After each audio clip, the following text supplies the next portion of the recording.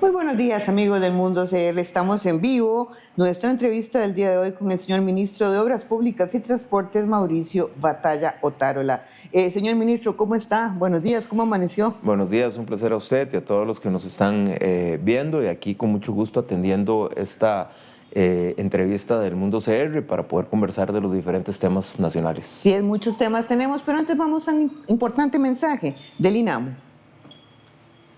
Si usted es víctima de violencia machista, visite el punto violeta más cercano para recibir ayuda psicológica y legal. Conozca más en www.rutadegénero.inamu.go.cr o llame al 911. Este es un mensaje del Instituto Nacional de las Mujeres, INAMU.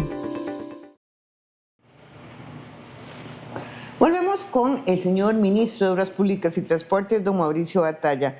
Don Mauricio, asume usted esta cartera. Recordemos que él venía de CONAVI en marzo pasado. Mucha la diferencia entre CONAVI y el Ministerio de Obras Públicas, más obligaciones, más áreas que cubrir. ¿Cómo se siente?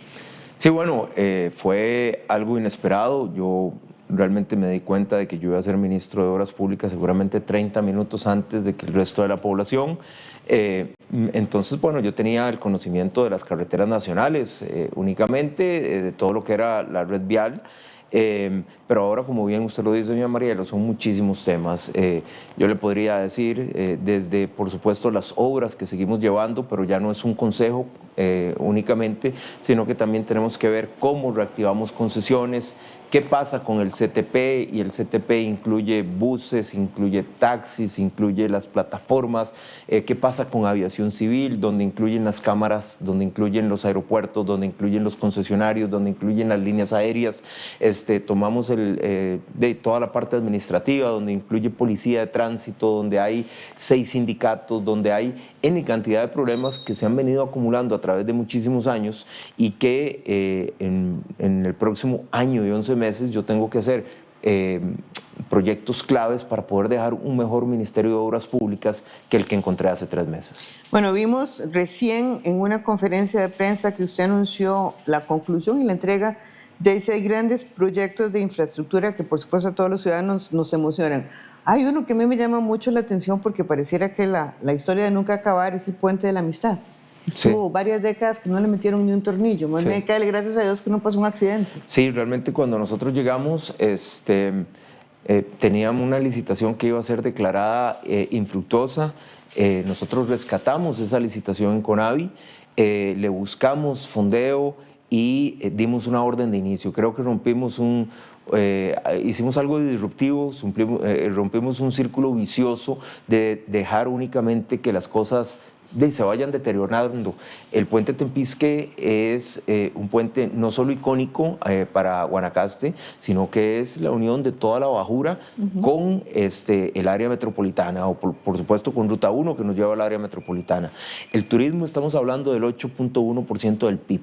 Entonces, ese puente genera muchísimos recursos, genera productividad, genera empleo, genera desarrollo, genera turismo, genera círculos virtuosos de gente trabajando en Guanacaste, genera desarrollo para la provincia de Guanacaste, y no podíamos dejarlo. Cuando llegamos vemos mire, hay 500 puentes en mal estado. Ay, sí. Hay 500 puentes en mal estado. Ahí busqué la estadística, de los 2.000 puentes de la red vial nacional hay 500 puentes. Una de las críticas constantes de la Contraloría es que el CONAVI y el MOP se dedicaban únicamente a todo lo que es asfalto, pero dejábamos por lado los activos viales como son los puentes. Hoy estamos atendiendo no solo el puente Tempisque, sino que estamos atendiendo el puente sobre Virilla, el puente Virilla en la Ruta 32, el puente Saprissa, donde por ahí pasan el 80% de las exportaciones e importaciones de ese país. Estamos atendiendo, bueno, compramos el puente Barranca. Yo no sé, doña Mariela, si usted se acuerda, cuando uno era chiquillo e iba para Punta Arenas, pasaba por Esparza, el puente Barranca de ahí, cuando ya uno pasaba el puente Barranca decía, ya estoy llegando en Punta Arenas. No, y le cuento que mi papá a veces nos bajaba al río y jugábamos un ratico en el río y llegamos para Punta Arenas. Pero es el mismo puente que usted y yo conocimos. El mismo. Ya lo tenemos comprado y lo tenemos guardado en Incofer y estamos ya sacando la licitación para la colocación de ese puente. Estamos arreglando el puente de Doñana, ahí sobre la ruta 27. Ya cuando usted termina la ruta 27, agarra Caldera, ahí está el puente de Doñana, porque bueno, tenemos una ruta 27 y tenemos la ruta 1, pero un puente pésimo y mal estado. Si ese puente nos colapsa, entonces para nada tenemos la 27 y para nada no podríamos conectar la 27 con Guanacaste. Entonces le hemos dado mucho énfasis a puentes y por supuesto el Tempisque es un ícono que lo vamos a reabrir, si Dios lo permite, ahora el 24 de julio para cumplir un regalo, digamos, de esta administración para los guanacastecos y para el 200 aniversario del partido, de la anexión del partido Nicoya. Bueno, es una gran noticia para los guanacastecos, sin lugar a duda. Pero hay otras obras que también usted anunció, y bueno, todas importantes, todas necesarias. La estación de pesaje de vehículos en Golfito y el paso elevado en Atillo 4. Este paso elevado en Atillo 4, a los que vivimos aquí en el área metropolitana nos llama mucho la atención porque en efecto en Atillo es un caos y nos han dicho que este paso elevado nos va a agilizar el tránsito. Tal vez empecemos por Atillo, ministro. Sí, bueno, obras importantes como se hicieron en La Galera. Una de las marcas que yo quisiera dejar como ministro es poder demostrar de que las obras se pueden terminar en tiempo, ¿verdad? Obras pequeñas, ¿Se medianas. puede, ministro? Sí, se puede. La Galera la terminamos 7 meses antes. ¿Y por qué antes no se podía? ¿Qué es lo que pasa en ese país? En infraestructura, por lo menos. A mí me parecen dos cosas. Me parece que había una falta de gerencia. Nosotros cuando llegamos a Conavi cambiamos las gerencias. Ahora la persona que está en gerencia de construcción es un muchacho joven, Pablo Camacho, el cual tiene una visión y creo que hemos hecho muy buen match y le hemos generado, tal vez a través de mi experiencia de 25 años en el sector privado. En el sector privado es muy fácil. A usted le dan una fecha porque tal cosa se tiene que abrir tal día. Y si no la cumple, se va. Y si no la cumple, hay multas fortísimas para la empresa. Pero más que eso, hay que cumplirla. Y le doy un ejemplo. Un centro comercial de estos muy grandes que dicen, yo abro el 1 de diciembre porque necesito tomar toda la época navideña. Mire, el hecho de no abrir un 1 de diciembre le genera pérdidas millonarias y eso se la traslada al contratista. ¿Cómo no? Entonces uno sabe que tiene que trabajar 24/7, pero el 1 de diciembre tiene que estar todo listo abriendo eso. Entonces, ¿por qué no se puede hacer en el sector público? Sí se puede hacer. Lo que pasa es que no estábamos acostumbrados a hacerlo. Siempre hay una cuestión de días compensables. Mire, llovió, entonces eso me toca a mí un día más. Y todo eso está bien, está dentro de la ley. Pero bueno, también conversando con los contratistas se les puede decir el 24 de julio porque el presidente llega a abrirlo para el día de la anexión. Entonces, llueva, truene o relampaguee, el 24 de julio hay que abrirlo y usted tendrá que ver cómo trabajar de noche 24/7, sábados y domingos. La Galera se terminó 7 meses antes. Atillos lo vamos a poner en operación 9 meses antes. Atillos tiene para año y medio, llevamos cerca de 8 o 9 meses trabajando. Lo vamos a sacar 9 meses antes, puesta en operación, que es diferente a totalmente terminado. ¿Qué es puesta en operación? Bueno, que usted ya va a poder pasar por el paso de desnivel por arriba. Nos vamos a quedar trabajando abajo en la rotonda y nos vamos a quedar trabajando en las marginales, pero ahí únicamente pasa el 5% del total de los vehículos. Entonces vamos a poner en operación el 95% realmente de la obra como tal. Y lo que pasa es que aquí nos hemos olvidado, doña Marielos, de las pérdidas de país por no tener los proyectos a tiempo. Lo que llaman las externalidades. Nos hemos acostumbrado, que es más grave, ministro. Así es, pero sí, y yo me he puesto a sacar números, ¿verdad?, con nuestro equipo de personas, de cuánto pierde el país, por ejemplo, por no tener circunvalación norte terminada a tiempo, o por no tener Taras La Lima, que Taras La Lima era un proyecto de 2 años y cuando yo asumo el ministerio, el proyecto lleva 4 años y va por un 50%. Entonces, ¿cuánto le cuesta eso al país en tiempo del usuario, en combustible e inclusive en medio ambiente? Y esos costos son altísimos, pero altísimos. Muchas veces superan el costo mismo de la obra en la pérdida de productividad. Limón, por ejemplo, la ruta 32 de Limón, que ahorita tenemos 65 de los 104 kilómetros abiertos y que vamos para adelante para poder terminar y tenerla muy terminada en diciembre y terminarla por completo en marzo del próximo año. Pero mire, es una obra que debió haber estado terminada hace muchos años, hace un par de años por lo menos. En el 2020, hace 4 años, debió haber estado terminada esa ruta.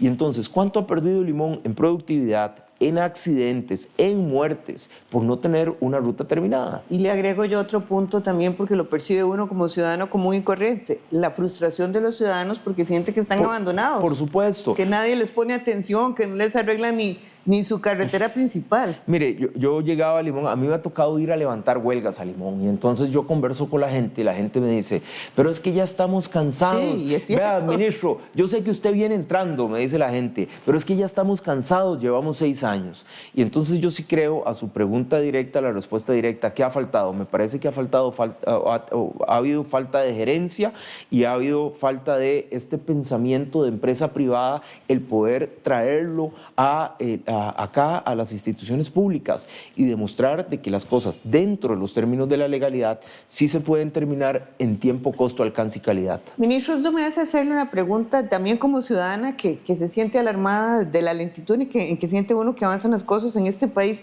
¿No habría que hacer una reforma del Estado? Se lo preguntaba yo ayer a la ministra de la Presidencia antes de planificación, porque hay como una mentalidad colectiva de que las cosas no se pueden y que tienen que ir muy lentas. Sí, a mí me parece...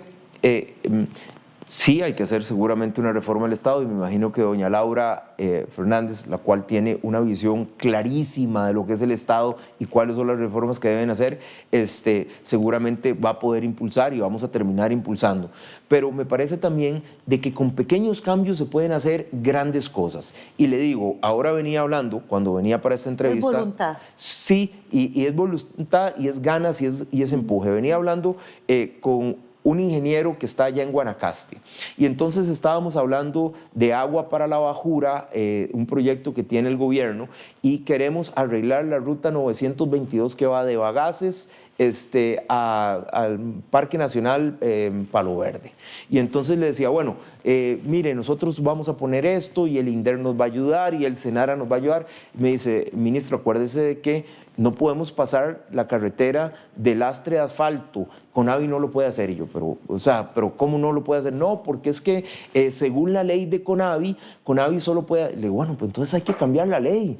Es que como, doña Marielos, usted me va a decir de que vamos a... Las carreteras en lastre, que además le generan gran problema a la productividad del país, porque por ahí es donde sacamos nuestros productos para poder venir a traerlos al área metropolitana y que usted y yo comamos frutas y verduras y demás, ¿cómo es posible que yo no pueda una carretera que está en lastre, yo no la pueda pasar a asfalto? Ah, no, es que la ley de CONAVI, y entonces ahora ya me quedó esto, y saliendo de aquí voy a ir a hablar y llamar al abogado de CONAVI y plantear una reforma en la ley de CONAVI, claro. Porque a mí me parece, perdón, un total sinsentido de que yo no pueda hacer esto. Otras cosas pequeñitas.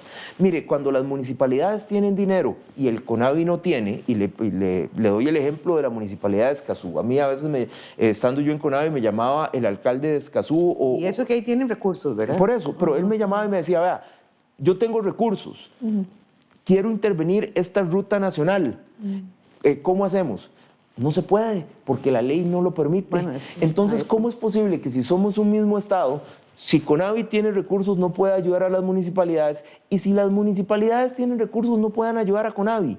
Ese tipo de pequeños cambios, de pequeñas trabas que se han venido acumulando a través de los años y que no nos permiten ser eficientes, son los que hay que cambiar a través de reformas de ley. Yo tengo una excelente relación con la mayoría de diputados, casi que le podría decir que con un 99% de los diputados tengo una muy buena relación, y entonces sentarse con los diputados y decirle, vea la tontera que dice esta ley, ¿cómo la cambiamos? Reformulemos y hagamos un proyecto de ley y reformulemos esto y saquémoslo adelante. Y yo me comprometo en que si no son en estas extraordinarias, en las otras extraordinarias citamos el proyecto, o en las ordinarias lo empujamos en conjunto, porque tenemos todos que trabajar por Costa Rica y no podemos seguir siendo ineficientes porque es que la ley dice...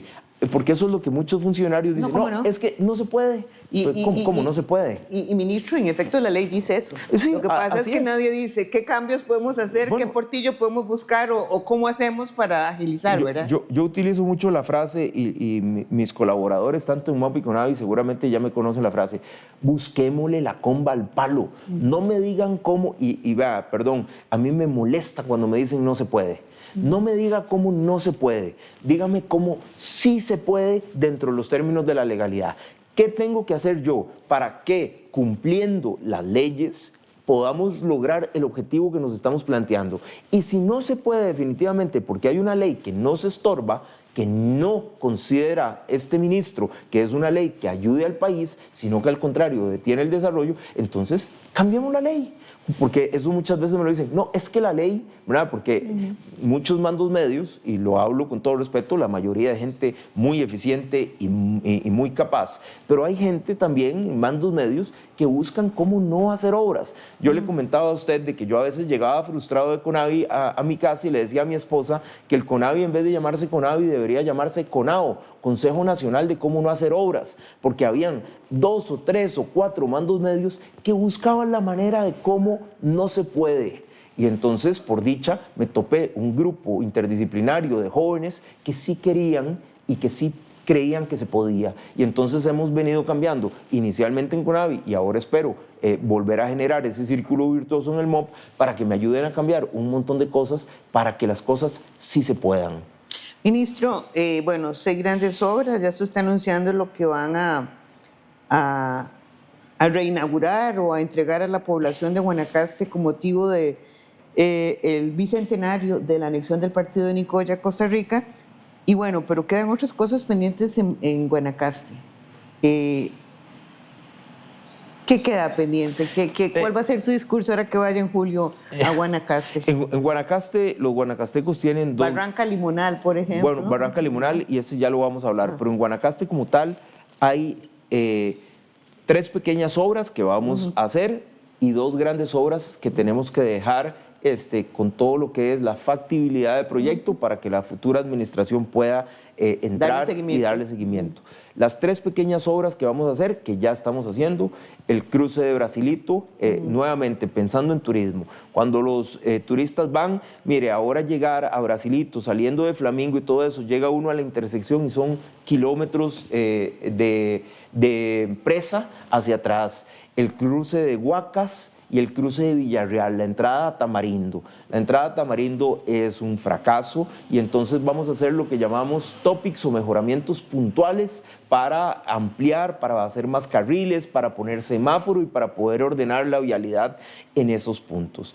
Hemos hecho un esfuerzo, le hemos pedido recursos al ministro Novia Costa para poder trabajar en conjunto y para poder arreglar esos 3 puntos fundamentales entre Santa Cruz, etcétera, etcétera, que le ayuda al turismo.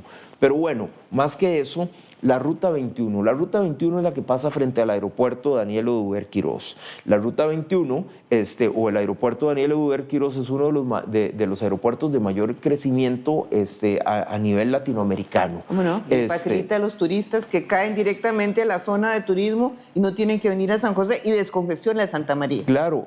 Pero cuando sale el turista se topa una carretera de un carril por sentido en un aeropuerto internacional, que cuando vas para la playa duras media hora, 40 minutos, cuando estás a 20 kilómetros y deberías durar 15 minutos. Y cuando los usuarios o los guanacastecos van para Liberia, entonces a veces se dura 1 hora para llegar a los semáforos de Liberia. Nosotros tenemos que generar la factibilidad de ese proyecto para poder ampliar Ruta 21 a 4 carriles, y hay otra ruta que es la Ruta 160, que es toda la costanera, ¿verdad? Lo que llaman la Ruta del Sol. Nosotros, muchos de esa ruta está asfaltada, otros están en pésimas condiciones, pero nosotros deberíamos tomar un sector, generarle factibilidad y ojalá dejarla financiada para que el próximo gobierno pueda venir y hacer. Porque si nosotros asfaltáramos esa ruta del sol y fuera como la Riviera Francesa, que uno va pasando y va viendo el mar a la par, ¿verdad? Un lugar espectacular, más con nuestras bellezas escénicas. Créame que eso dispararía el turismo, generaría inversión, generaría productividad, generaría muchas cosas buenas. Entonces, a mí me parece que Guanacaste, además de estas 3 pequeñas obras, que sí las vamos a hacer en esta administración, nosotros debemos comprometernos a dejar 2 grandes obras para Guanacaste y dejar la factibilidad y ojalá el financiamiento para que el futuro gobierno le pueda dar continuidad. Barranca Limonal. Barranca Limonal. Que es otra historia como nunca acabar. Sí. La escuchamos por etapas, por temporadas, que habían unos tubos que iban a poner, pero no sabemos. Barranca Limonal, 2 buenas noticias. Número 1, con unos cerca de 15 millones de dólares que habían quedado remanentes de un préstamo del BID. Estamos construyendo 6-7 kilómetros a 4 carriles, dejando terminadas 6-7 kilómetros de esa carretera para que cuando usted venga de Guanacaste pueda encontrar puntos en los cuales usted pueda rebasar a los vehículos más, que van mucho más lento y demás. Pero eso es únicamente un 12% de la carretera, son cerca de 50 kilómetros. Ayer el señor ministro Nogui Acosta, al cual le agradezco, ustedes no tienen una idea la ayuda que ha dado Nogui a todo y él cómo le busca la comba al palo para poder lograr los recursos necesarios, entendiendo de que hay una regla fiscal que rescatar. Me llamaba y me decía sobre el fondo de avales que está en la Asamblea Legislativa, le vamos a cambiar la coletilla y va a ser la manera de financiar Barranca Limonal. Me decía de que va a ser llevado seguramente esta semana, extraordinarios, y que él ya conversó con la mayoría de diputados y están dispuestos, porque Barranca Limonal es fundamental para el país. Hay 2 cosas. En julio nosotros deberíamos, tarde agosto, nosotros deberíamos estar lanzando ya con el dinero, el cual va a estar ya garantizado, estar lanzando la licitación para que en julio del próximo año estemos arrancando con 2 licitaciones diferentes. Una, todo lo que es de puentes y todo lo que es de pasos a desnivel, y 2, con los 44 kilómetros restantes. Antes de irnos de esta administración, Barranca Limonal va a estar en ejecución. Bueno, eso es una muy buena noticia, ministro. Pasemos a otras obras también importantes. Anunciaba usted recién que la intersección Taras-La Lima estará concluida en un poco tiempo porque, bueno, ahí todos hemos tenido una queja o algo que ver porque entrar a Cartago al día de hoy es terrible. Sí, lo que llegamos y entrando nomás, nos hicimos reuniones con todos los interesados, estamos hablando con la empresa constructora, con la empresa de supervisión, con la empresa INECO que está siendo parte de también la supervisión junto con la unidad ejecutora, y dijimos, bueno, tenemos 4 personas trabajando aquí, 4 aquí, 4 aquí, 4 aquí, no, vamos a poner las 16 personas en Taras y vamos a terminar las cosas, porque el cartaginés está cansado de que no ve obra terminada. Abrimos un pedacito que fue ahí, avenida 27 creo que es, ¿verdad? Que es una parte como en el centro, pero dijimos, bueno, vamos y nos vamos a dedicar todos a Taras y vamos a terminar Taras. Y cuando terminemos Taras nos vamos a pasar a La Lima. Taras, la idea es poderlo terminar, ojalá para antes del Día de la Madre, para aquellas personas que vienen bajando de Ochomogo sobre Ruta 2 puedan entrar a Cartago ya en 3 carriles y puedan salir de Cartago en 3 carriles por sentido. Ayer le preguntaba a la unidad ejecutora cómo íbamos con avance. Estamos claros de que está lloviendo muchísimo, de que se nos vino el invierno mucho antes de lo previsto, de que esto por supuesto genera unos menores rendimientos y demás, pero le hemos solicitado al contratista que nos ayude a trabajar sábados, domingos y feriados para poder terminar esta obra, este tramo de obra de Taras, para irnos ahora sí a partir de septiembre a lo que es La Lima y tener en el próximo septiembre, ojalá para el 15 de septiembre, el Día de la Independencia, ya que a mí me gusta buscar, digamos, fechas icónicas y conmemorativas y al mismo tiempo que nos generen un compromiso, porque yo le digo al contratista, el presidente va a venir aquí el 14 de septiembre a cantar el himno nacional y entonces tenemos que tener la obra terminada y entonces ya no es el 15, ya el 16 de septiembre no sirve, no sirve. Ya el 17 no sirve, tiene que ser el 2014. Entonces, por eso es que yo utilizo esas frases conmemorativas, icónicas, importantes, donde yo sé que el presidente va a estar y donde todos nos comprometemos, desde el ministro de Obras Públicas, desde los ingenieros que están a cargo de la obra, hasta el contratista, a tener una fecha fin la obra terminada. Entonces, por ahí va a estar a la lima. Créame que estamos haciendo todo el esfuerzo. Me parece, bueno, que mucha gente me ha escrito y me ha dicho, se ve el cambio de actitud en los últimos meses en Taras, se ve que el asunto va trabajándose mucho mejor y esperemos poder terminar la parte de Taras ahora, ojalá antes del 15 de agosto, Día de la Madre.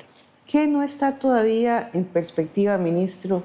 ¿Qué queda pendiente? ¿Qué lo tiene usted pensando, viendo a ver cómo solucionan, de obras importantes también?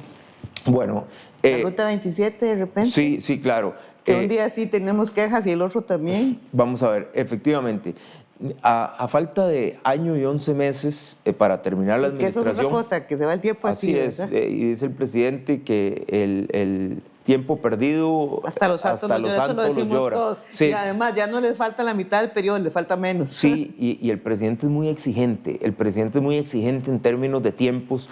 A mí me parece, y lo digo, mire, yo admiro al presidente por su manera ejecutiva de ser, y el que no se alinea se tiene que ir. Así es de fácil, y así será que yo estoy acostumbrado a eso, porque yo toda mi vida trabajé en la empresa privada, y entonces o se era eficiente y eficaz en el uso de los recursos, en el uso del tiempo, en el alcance de los proyectos, o había que irse. Y entonces, por eso será que yo me llevo también con el presidente, porque entiendo su exigencia. A falta de año y 11 meses, nosotros, y yo me guío mucho por la ley de Pareto, voy a ponerle todo el esfuerzo a este 20% de las cosas para obtener el 80% de los resultados que yo quiero, porque el que mucho abarca, poco aprieta, y a falta de año y 11 meses es difícil poder apuntarle a absolutamente todo, que hay cosas importantes que van a seguir su paso normal, pero hay cosas fundamentales en las cuales le voy a dedicar la mayoría de mi esfuerzo. Entre ellas, concesiones, le hablo de 2 concesiones fundamentales. Ruta 27, que nos sentamos a partir del 1 de julio, ya formamos equipo, pusimos secretaria técnica en el Consejo Nacional de Concesiones, hablamos con el Banco Interamericano de Desarrollo para que nos facilitara una serie de expertos internacionales que nos puedan acuerpar en todo lo que es un Consejo Nacional de Concesiones que ha estado muy debilitado los últimos 10 años, y me refiero a los 8 años del PAC por una cuestión más bien ideológica, y 2 años de esta administración, porque cuando uno se equivoca tiene que tener la gallardía de poder decir nos hemos equivocado. 2 años que hemos dado, palos de ciego con respecto a concesiones, y que yo quisiera en este año y 11 meses poder arreglarla con 2 proyectos fundamentales. Número 1, la firma de la ampliación de Ruta 27, que como usted bien lo dice, doña Marielos, un día sí y el otro también, sobre todo en temporada alta hay presas enormes, y tenemos que generar todo lo que es el contrato o la adenda para la ampliación de Ruta 27 con el actual concesionario. Número 2, y por supuesto, eso sí, doña Marielos, y esto quiero dejarlo claramente establecido, hemos pedido expertos del BIT, etcétera, etcétera, porque en este momento la concesión, la Ruta 27 es un buen negocio para el concesionario, pero no tan buen negocio para el país. Aquí lo que tenemos que hacer es que la adenda sea un buen negocio para ambas partes, un ganar-ganar. ¿Cómo sería eso, ministro? Bueno, hay que pensar en las tasas internas de retorno. Hoy la tasa interna de retorno del concesionario es una tasa muy alta, 15.96 me parece. Esto es cuánto gana él por cada colón o por cada dólar recibido. Tenemos que mejorar los controles para ver si realmente la cantidad de vehículos que se nos reportan son la cantidad de vehículos que están pasando por ahí. Tenemos que sentarnos con el concesionario a ver cuáles son las obras urgentes e importantes para poderle mejorar el nivel de servicio, y que sea un ganar-ganar, que si el costarricense al final dice, bueno, yo de regreso de Guanacaste, cuando llego a la 27, en vez de durar 3 horas en temporada alta, pasando con aquellas presas que todos hemos estado pegados una noche, mire, increíble, 3, 4 horas, no, vamos a pasarla en 45 minutos, y vamos a hacer una ampliación que debe rondar los 600 millones de dólares, pero vamos a hacer una obra de bien. Y número 2, la concesión a Cartago, que había una iniciativa privada. Este gobierno inicialmente desistió de esa iniciativa iniciativa privada. Este ministro considera fundamental esa iniciativa privada para Cartago, así lo considera también y me lo ha hecho saber el Colegio Federado de Ingenieros y Arquitectos, me lo ha hecho saber la Cámara de la Construcción, las cámaras en general, los cartagineses, ¿verdad? Porque todos aquellos que vienen por Ruta 2, no puede ser, doña María, la ruta número 2 del país termine en una intersección en T. Yo toda la vida, cuando uno llega ahí a Hacienda Vieja y pega contra pared, ¿verdad? Y a la derecha hacia Curriabat y a la izquierda hacia San Francisco.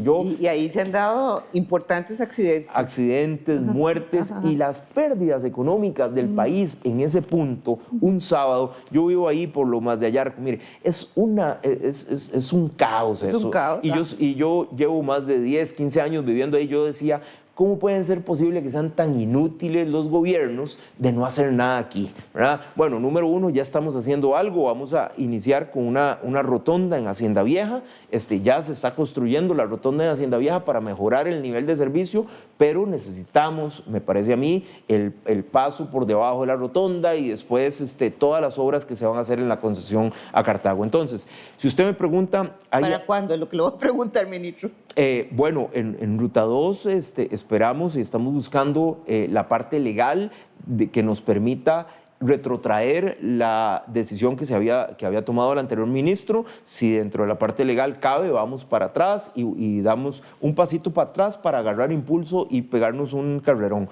Yo a don Rodrigo le digo, don Rodrigo, yo quiero dejar esta obra con tractores en la carretera, ¿verdad? Al final no es importante quién inaugure las obras, porque las obras no son de un partido político, lo importante es que las obras se empiecen a construir, y ya cuando hay tractores en la carretera es mucho más difícil de tener los proyectos. Entonces, Ruta 2 y Ruta 27 en concesiones, necesitamos terminar la Ruta 32 en Limón, fundamental, necesitamos empezar lo que es Barranca Limonal, vamos a empezar, eso no tengo la menor duda, después de 55 años vamos a empezar la Ruta San Carlos. Uy, era otra pregunta, ¿verdad?, que le tenía yo a usted, ministro, porque ese tema es recurrente. Sí. Se acuerda uno de todos los gobiernos y todas las personas en San Carlos manifestándose, y una zona tan importante para el desarrollo de este país. Pero mire, voy a hacer un paréntesis antes de que entremos a San Carlos, porque dichosamente mucha gente nos está siguiendo a través de las redes sociales, y tengo dos comentarios aquí de Gerardo Gómez León, que lo felicita,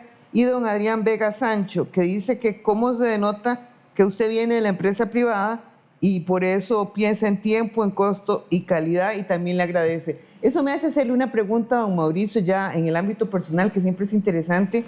Precisamente, ¿usted se ha sentido frustrado en la administración pública? ¿De repente podría seguir a futuro?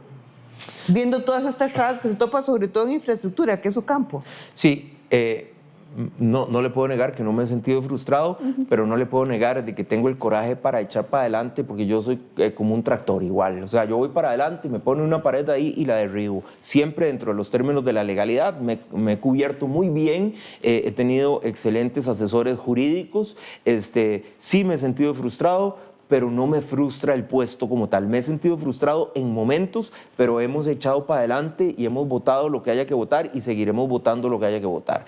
Mire, ¿cuál es mi futuro? Yo lo único que espero es pedirle a Dios la oportunidad de poder seguir el año y 11 meses que hay por delante, siempre y cuando así lo quiera el señor presidente, y que las fuerzas las tengo para poder terminar esta gestión. Yo quiero dejar un mejor MOP del que yo recibí, siempre me pongo ese objetivo. Recibí esto, voy a dejar esto por el bien de Costa Rica, mejor de lo que lo recibí. Entonces, a partir de ahí, no tengo ninguna aspiración política de absolutamente nada. Gracias a Dios, y lo digo con todo respeto, yo no vivo de la función pública, yo tengo mis negocios que los he tenido que poner en pausa y demás, pero tengo mis negocios, y cuando salga de aquí seguramente me reincorporaré a todo lo que es la parte privada, y seguiré construyendo ya en mi parte privada y con mis negocios privados. No, pero no descarta. Porque bueno, además, por lo que vi en su hoja de vida, usted tiene 50 años, me parece. Sí, yo tengo 50 años. Entonces, le falta una buena cantidad de tiempo para seguir. Solo Dios sabe qué nos trae el futuro. Yo, créame que hace 2 años, vea, yo estaba sentado en mi cama cuando yo recibí una llamada del anterior ministro. Yo nunca pedí estar en CONAVI, yo nunca pedí estar en el MOP. Dios me trajo aquí pues la confianza del señor presidente también. Creo que lo que me trae al Ministerio de Obras Públicas es el trabajo que se efectuó en CONAVI y que el presidente lo validó y lo consideró que era un trabajo honesto, justo, transparente y que él quería traer esas características también al MOP.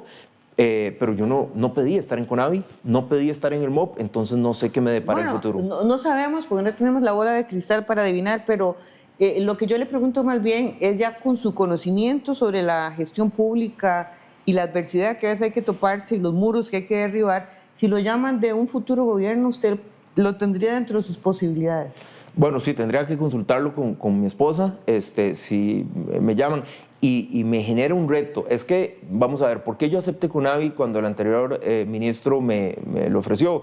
Porque era un reto y porque yo siempre había dicho en CONAVI que es una institución que es tal y tal cosa, que es corrupta y que es ineficiente y yo quiero irla a cambiar.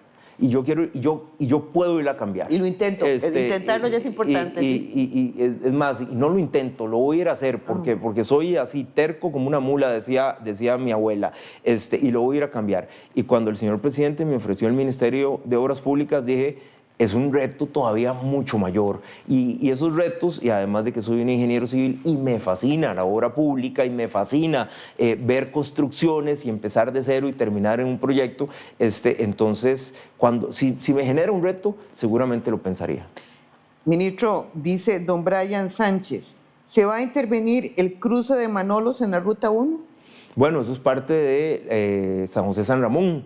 Efectivamente, nosotros la semana pasada le presentamos al señor ministro de Hacienda toda la estructuración financiera y todo el rediseño de San José San Ramón. En San José San Ramón también hay más obras y es que qué lindo ver y hablar de obras. Ayer andaban... ¿Alcanza la plata? Pregunto. Y tenemos que ver de dónde y cómo la estiramos. Pero ayer andaban los ingenieros haciendo la visita de cambio de campo para los intercambios de San Ramón, de Grecia y de Naranjo. 3 intercambios que habían estado ahí pegados toda la vida y que los sacamos y que los vamos a estar construyendo en esta administración. Y créanme que si nos esforzamos, a lo mejor dejamos por lo menos uno terminado, entendiendo de que ya los tiempos de ley de contratación nos llevamos un año licitando y todo lo demás, pero ya están las licitaciones. Vamos a dar orden de inicio en esta administración y vamos a meter tractores en esta administración.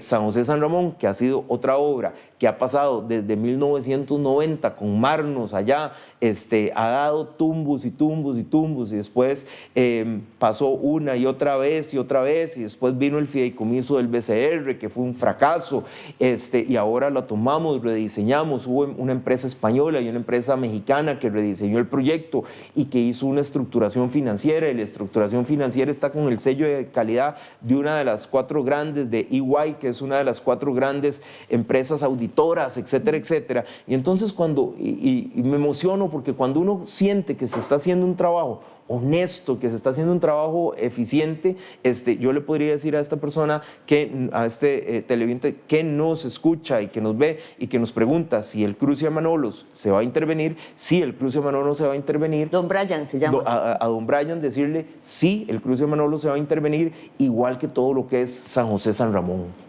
¿Y cuándo pensaríamos que está la obra? Bueno, ¿será en esta administración? En esta administración no se va a terminar la obra, pero sí debería iniciarse esa obra. Ministro, mencionábamos antes la carretera a Cartago, a San Carlos, y usted mencionaba 55 años, y no es mentira, porque todos nos acordamos en los diferentes gobiernos en temas recurrentes. Sí, a mí con la carretera San Carlos me dieron el proyecto de ley original y por eso lo tengo tan claro. El 5 de mayo, el 5 del 5 del 69, el 5 de mayo de 1969. Y es un documento histórico porque viene absolutamente todos los telegramas y todo en máquina de escribir y telegramas y más. Pero bueno, ya ahora no es con telegramas, ya no es ahora está la licitación subida a SICOP. En este momento me cuentan los contratistas que están de cabeza haciendo los números porque tienen que presentar su oferta, me parece el 10 de julio. Sí, en pocos días. Ya en pocos días tienen que presentar más o menos, sí, estamos en pocos días tienen que presentar para llegar al 10 de julio, y están de cabeza metidos haciendo los números para presentarnos la oferta y que gane la mejor oferta. 26 de junio estamos hoy. Okay. Había olvidado la fecha, sí, falta cuatro días de junio más los 10 de julio. Sí, y entonces esto ojalá que gane una empresa que nos dé el mejor precio, pero que sea una empresa que cumpla, ¿verdad? Que cumpla técnicamente, que cumpla financieramente, que cumpla legalmente, y a partir de ahí nosotros poder hacer todas las revisiones de oferta. Después esto tiene que ir a Contraloría para referendo Contralor y todo esto, pero nosotros vamos a iniciar esa carretera y los sancarleños por fin van a ver tractores trabajando en la Punta Sur y por fin vamos a ver obra terminada. Eso es importante y eso por supuesto a mí me llena de emoción, porque después de 55 años ser el ministro, y esos son esos retos que me gustan, ser el ministro que da la orden de inicio de la carretera San Carlos. Ya después, mire, cuando yo era pequeñillo, cuando mi hijo, menor era pequeñillo, nunca se me olvida, a mí me tocó construir unos edificios que quedan ahí por Escazú, unos grandes edificios que quedan ahí por Escazú. Y entonces yo iba por el peaje de Escazú y yo iba con mi hijo, que tenía 4 años, con 2 amiguitos atrás. Entonces iban los 3 amiguitos y que mi hijo pequeñito se volvió y me dice, ese edificio lo construyó mi papá. Y eso nunca se me olvida a mí, ese orgullo, ¿verdad? Cuando yo pase por ahí, decir, bueno, esta carretera le dimos la orden de inicio nosotros, ayudamos al país nosotros, y no es una cuestión de ego, es una cuestión de satisfacción personal de poder ayudarle al país. Ministro, se iniciarían las obras al fin, gracias a Dios, después de 5 décadas, más de 5 décadas, de esta carretera San Carlos tan necesaria. ¿Y cuándo se estima que podría estar concluida ya la obra toda, que es importante? Sí, hay 3 sectores. Número 1, la Punta Sur, que es la que vamos a iniciar a la mayor brevedad, son 8.2 kilómetros.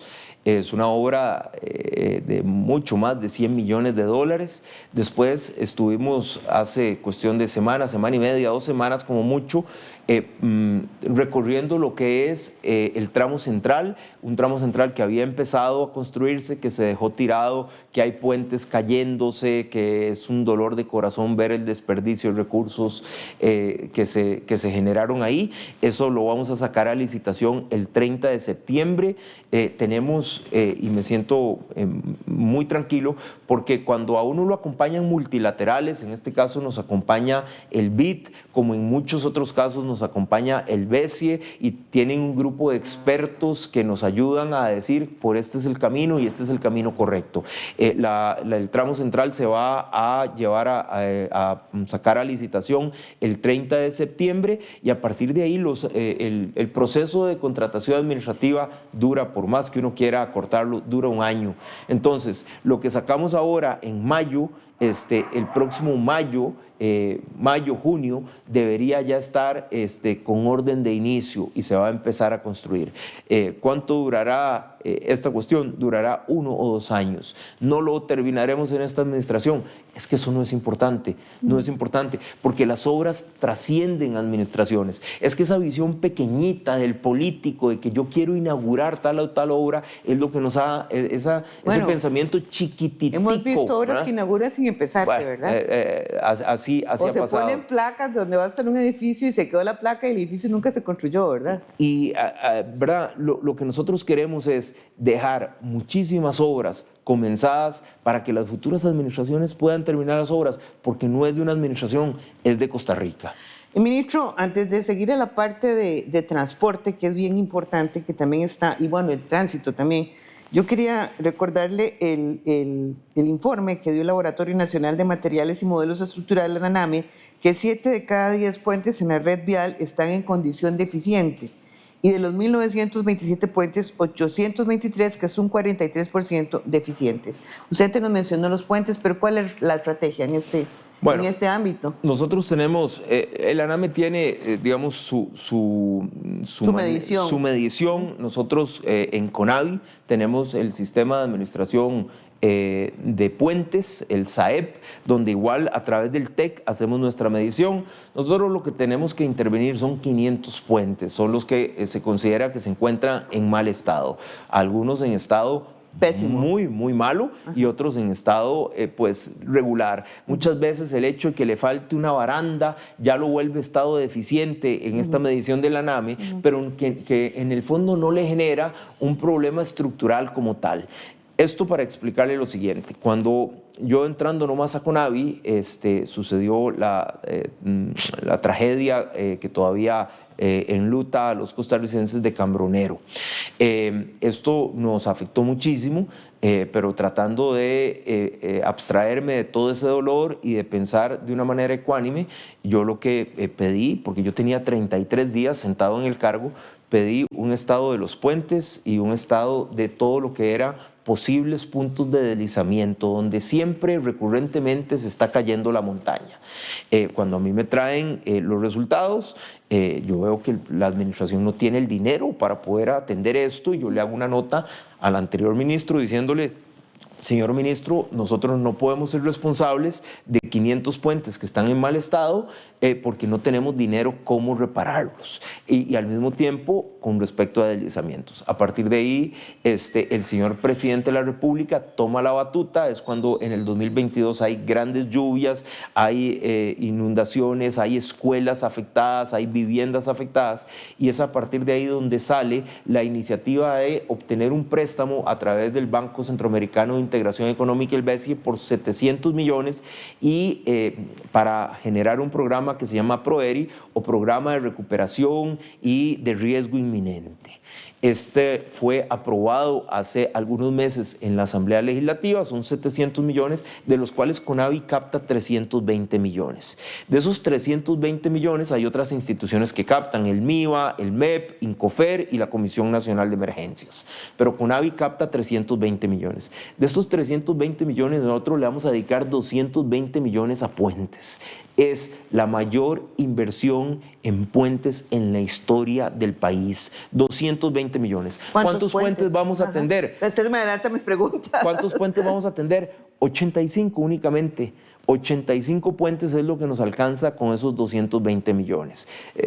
Por supuesto, se priorizó. ¿Cómo se priorizó? Bueno, que fuera de rutas primarias. ¿Por qué de rutas primarias? Porque es por donde pasa la mayor cantidad de personas. Y si un puente se nos cae, lo que Dios no lo quiera, ¿verdad? Y de una vez toco madera, pero si un puente se nos cae, pues lógicamente que no sea por donde pasan 60,000 vehículos diarios, sino que ojalá que donde no esté pasando nadie en ese momento, pero que donde pasa 1 o 2 vehículos diarios, ¿verdad? No podemos priorizar un puente que esté en mal estado no sé, en un pueblito allá muy lejano donde casi no pasa gente, versus un puente que esté en muy mal estado donde pasan 60,000, 70,000, 80,000 vehículos, porque si llega a colapsar, lógicamente la pérdida de vida sería mucho mayor. Entonces, bajo ese tipo de priorizaciones científicas, tránsito promedio diario, que sean rutas primarias y donde esté realmente comprometida la estructura, priorizamos 85 puentes que también fueron avalados por el ANAME. ¿Es suficiente esto, doña Marielos? No, por supuesto no es suficiente.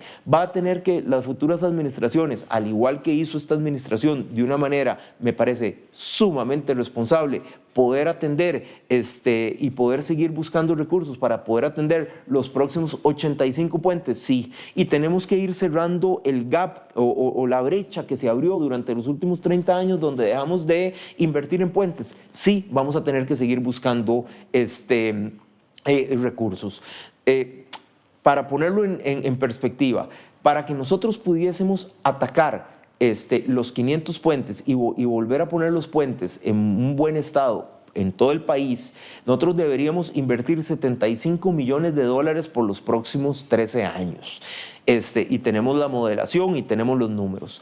¿Cuánto es lo que tiene Conavi para invertir en toda la red nacional anualmente? 75 millones de dólares. ¿Qué quiere decir esto? Habría que arreglar solo puentes. Habría que arreglar solo puentes y entonces destrozaríamos todas las carreteras y entonces nadie podría. Entonces, número uno, eso nos indica de que no tenemos la capacidad económica como Estado en este momento para poder atender puentes y carreteras, de que tenemos que hacerlo a través de, como lo hizo el gobierno de la República, créditos externos para poder darle la atención a puentes, y que poco a poco tenemos que ir por paquetes de puentes para ir recuperando un poco esa infraestructura que hemos dejado olvidada en los últimos 30 años. Ministro, otros temas importantes de su cartera que tiene muchos brazos, el transporte público.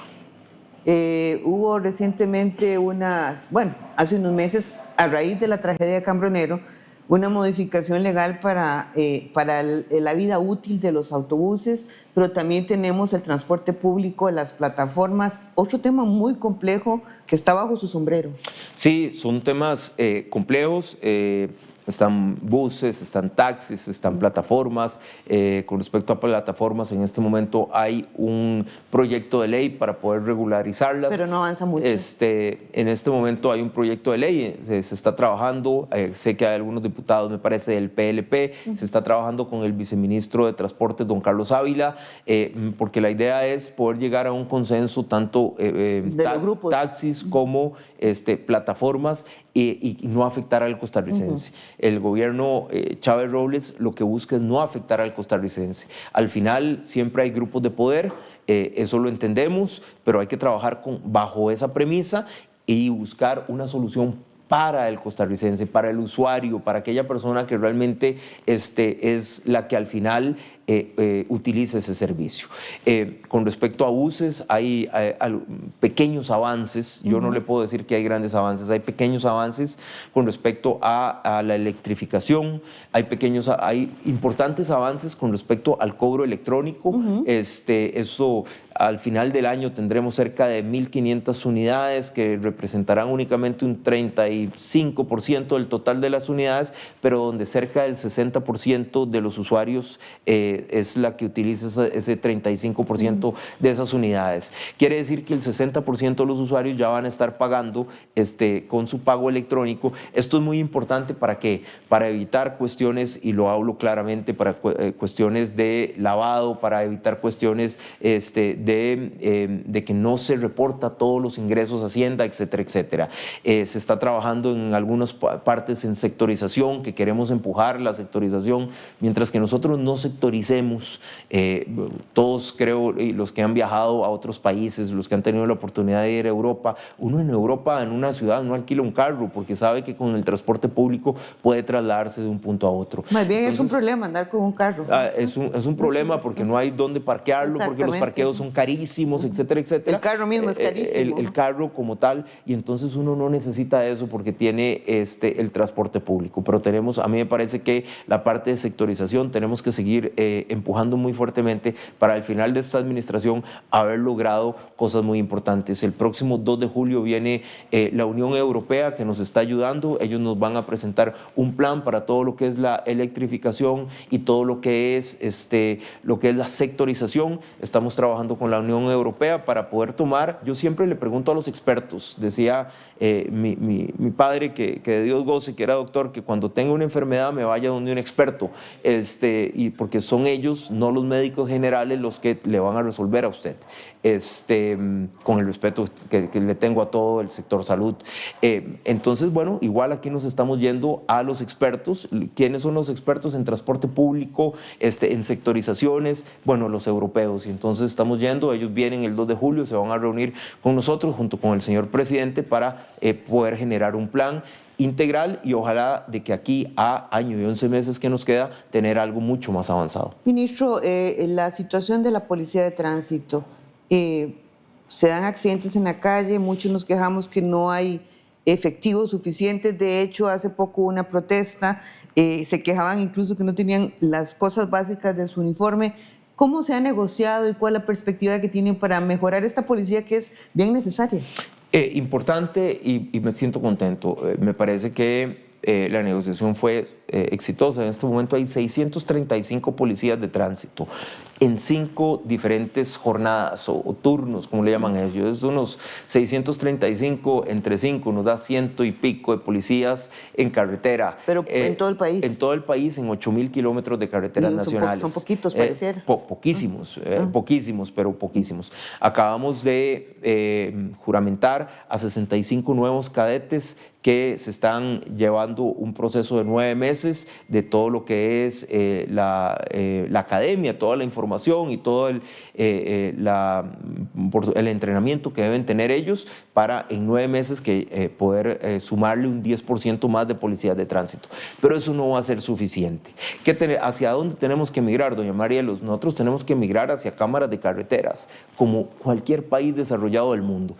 Uno va a España y en España está el centro de control, ¿verdad?, donde están todas las carreteras que entran a Madrid, y entonces se ve dónde hay accidentes, quién fue el culpable, quién está irrespetando la ley de tránsito, quién va a altísimas velocidades, está poniendo en peligro la vida propia y la vida de los demás.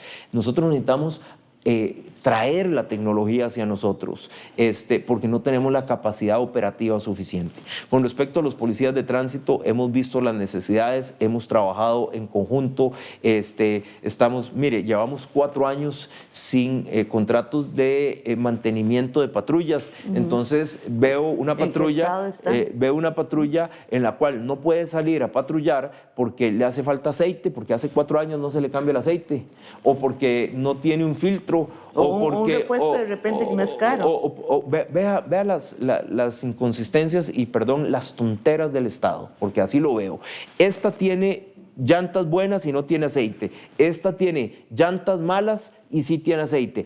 Pero no le podemos cambiar las llantas. Entonces, bueno, ya dije, mire, pero ¿cuál es la norma que no nos permite hacer eso? Es que ¿cómo no podemos hacer de tripas chorizo? O sea, ¿cómo es posible que no podamos ser ejecutivos y decir, bueno, si este tiene las llantas buenas, si este tiene las llantas malas, y este sí está bueno, le ponemos las llantas y salimos a patrullar? No se puede. Es que la auditoría, es que la Contraloría, es que la Fiscalía, es que... No, busquemos cómo dentro de los términos de la legalidad o modifiquemos la ley para poder hacer las cosas que sí se puedan hacer. Pero bueno, ya estamos haciendo nuevamente contratos para el mantenimiento de las unidades. Antes se compraba, mira, hay 12,000 galones de aceite en alguna bodega, de los cuales 6,000 ya están vencidos, y esto era porque se compraba a lo loco. Yo no sé si por corrupción o por incompetencia, no lo sé. Lo que sí sé es que ahora las licitaciones estoy pidiendo de que salgan por demanda. Si usted necesita su patrulla irle a cambiar aceite, que tengamos 2 o 3 talleres por demanda, se cambia el aceite, pero no tener 12,000 litros de aceite, de los cuales ya 6,000 están vencidos y ya hay que botarlos. O si hubieran usado los 12,000 litros en la medida de las posibilidades para que no se vencieran también, ¿verdad? Sí, pero se compró excesivo, llantas que hay ahí, que tienen 4 años y que ya están inservibles porque ya perdieron la vida útil. Entonces se le ponen llantas a una patrulla, cae en los primeros 500 metros ya están estalladas. Entonces, bueno, todas esas cuestiones hay que irlas trabajando, hay que irlas mejorando, y en conjunto me parece que hemos hecho un buen equipo. Se está trabajando, se tienen reuniones mensuales con los policías de tránsito para mejorarle las condiciones y nuevamente dejar un mejor MOP que el que recibimos. Ministro, ya nos queda muy poquito tiempo, pero yo le tengo una pregunta final, y es, cuando usted habla del Ministerio de Obras Públicas y Transporte, es como un monstruo gigantesco con muchos brazos. Transporte, infraestructura, policía de tránsito, en fin. ¿Piensa usted ya, teniendo los zapatos del ministro, que hay que hacer alguna división, que hay que hacer alguna modernización? De hecho, se ha hablado de la reestructuración del MOP durante décadas también. 2 cosas. El gobierno Chávez Robles busca, en vez de ampliar, disminuir las estructuras estatales. A partir de ahí, yo he conversado con la hoy ministra de Presidencia, doña Laura Fernández, anteriormente ministra de Planificación, porque yo sí considero de que debería haber una cabeza pensante exclusiva para obras públicas y una cabeza pensante exclusiva para transportes, sin tener que ampliar la planilla estatal. Si en este momento en el MOP hay 4,000 personas y 2,000 se dedican o que se puedan dedicar únicamente a obras públicas y las otras 2,000 se dediquen únicamente a transportes, pero enfocado en transportes, en sectorización, en electrificación, en ver cómo mejoramos los aeropuertos, en ver cómo mejoramos los puertos. Puerto Caldera está a un 95% colapsado. Bueno, ¿qué vamos a hacer con Puerto Caldera? En APM, bueno, algunos transportistas se quejan quejan, bueno, ¿cómo mejoramos eso? ¿Cómo mejoramos los aeropuertos? El Daniel Oduber, pues no tiene ni pista de rodaje, solo tiene una pista que en este momento está siendo intervenida. Pero hay que dedicarse a pensar solo en eso, y otra cabeza a pensarse, ok, ¿cuáles son las obras y los hitos nacionales que tenemos para poder cerrar el rezago de infraestructura? Entonces, a su pregunta directa, la respuesta directa: sí, hemos pensado en una reestructuración. Esto tiene que ser muy bien pensado y muy evaluado. Ayer tenía reunión con la gente de planificación, de la unidad de planificación institucional del MOP, donde ellos están planteando una reducción del aparato del MOP como tal. Esto no implica despidos o cuestiones, pero me parece que hay 236 unidades funcionales con 236 jefes, y es una cuestión inmanejable. Entonces, ¿cómo volvemos algo mucho más ejecutivo, mucho más manejable, mucho más compacto, y a partir de ahí volver a conversar con el nuevo ministro o ministra de Planificación, según lo vaya a designar don Rodrigo, y ver cómo, si existe la viabilidad política de poder partir esto en dos? Que inclusive el Colegio Federado de Ingenieros y Arquitectos lo ha mencionado, ¿verdad?, de que sí debería haber una cabeza pensante para obra pública y una cabeza pensante para transporte. Vamos a un mensaje importante del INAMU y en breve estamos ya despidiendo al señor ministro con su mensaje final. Si usted es víctima de violencia machista, visite el punto violeta más cercano para recibir ayuda psicológica y legal. Conozca más en www.rutadegenero.inamu.go.cr o llame al 911. Este es un mensaje del Instituto Nacional de las Mujeres, INAMU. Señor ministro, ha sido un gusto tenerlo aquí en El Mundo CR en vivo. Mucha gente participó. Los temas que usted trata son de gran interés. ¿Cuál es su mensaje final para el pueblo de Costa Rica? Yo creo que la obra pública genera productividad, genera empleo, genera desarrollo, y debe ser uno de los ejes de desarrollo del país. A mí me parece que el costarricense tiene que volver a acuerpar y volverse a sentir tranquilo de que la obra pública se puede hacer con eficacia, eficiencia y transparencia.